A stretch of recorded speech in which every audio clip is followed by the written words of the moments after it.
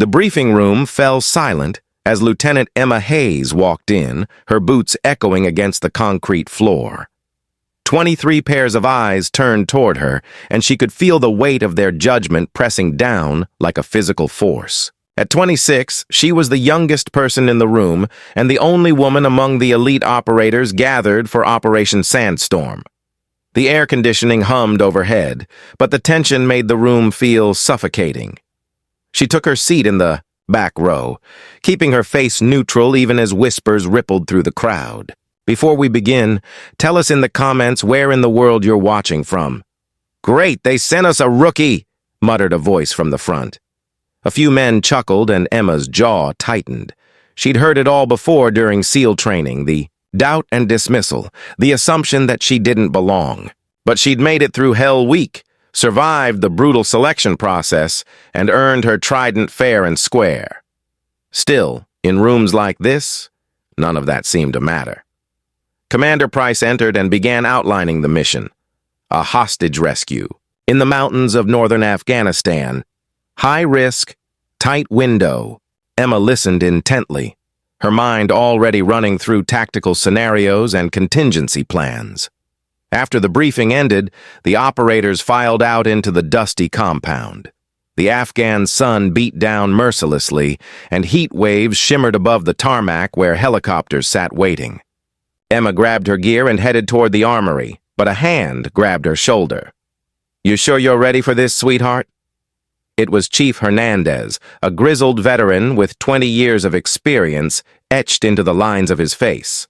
His tone wasn't cruel, but it wasn't kind either. "This isn't a training exercise. People die out there." Emma met his gaze steadily. "I know what I signed up for, Chief," she replied quietly.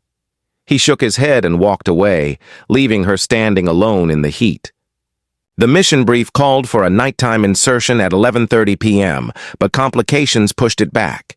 By 1:45 a.m., the team was finally airborne, the helicopter's rotors chopping through the darkness as they flew low over hostile territory.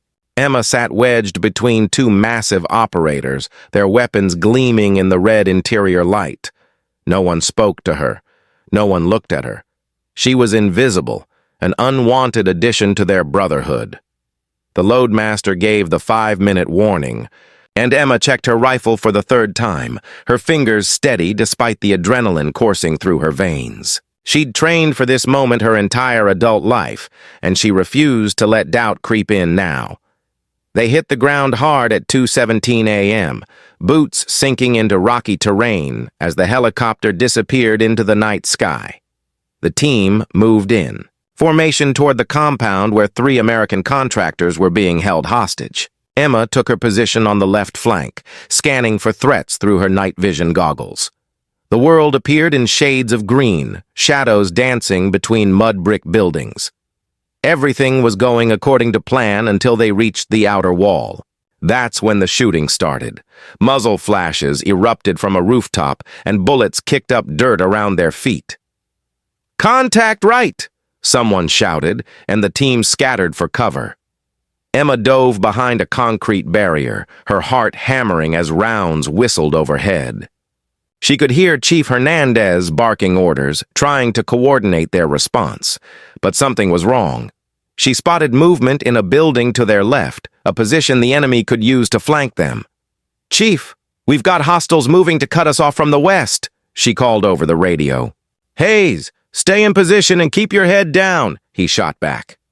But Emma had already seen the tactical picture forming.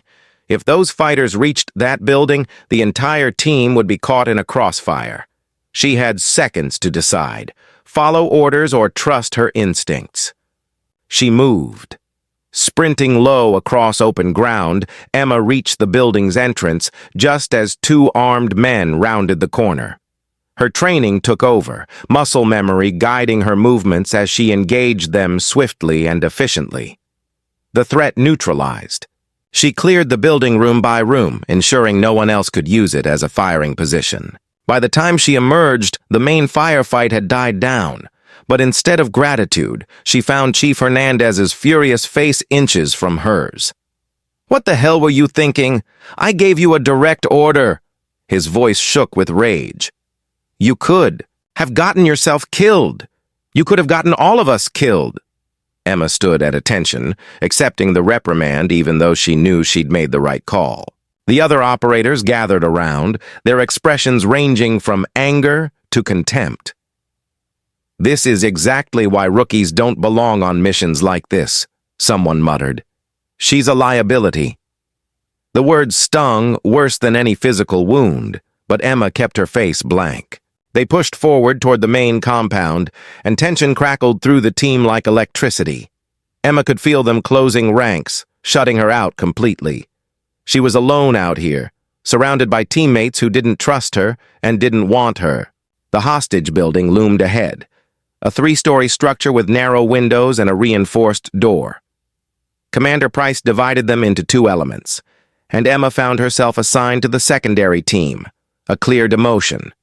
They breached simultaneously, flashbangs lighting up the interior like lightning.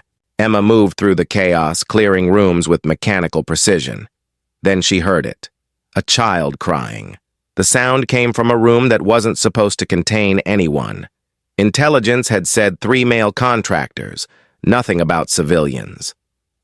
Emma deviated from her assigned path, following the sound down a darkened corridor. Her instincts screamed that something was desperately wrong. She found them in a small back room, a local family huddled in the corner, terrified and caught in the crossfire of someone else's war. But that wasn't what made Emma's blood run cold. Standing among them was a young girl, no more than 12, wearing a vest rigged with explosives. The girl's eyes were glazed, drugged, or traumatized into compliance. Emma's radio crackled with, "Updates, the hostages had been secured, the team was preparing to exfiltrate. She should call it in. Let the bomb techs handle it." But there was no time. The girl's hand trembled near a trigger mechanism, and Emma realized with horrifying clarity that the enemy had planned this as a final trap. If the team moved through this corridor during exfil, they'd all die. "Hey, it's okay," Emma said softly, lowering her weapon and raising her hands. The girl stared at her with hollow eyes. Emma took a slow step forward, her mind racing through her limited bomb disposal training. She wasn't an expert, but she understood the basics. More importantly, she understood fear. "You don't have to do this," she continued in broken Pashto, words she'd studied during her deployment prep. "Let me help you." Behind her, she heard boots approaching. Chief Hernandez appeared in the doorway and immediately assessed the situation. His face went pale. "Hayes, step back," he ordered quietly. "That's an order." But Emma wouldn't. If she stepped back, the girl died. The family died.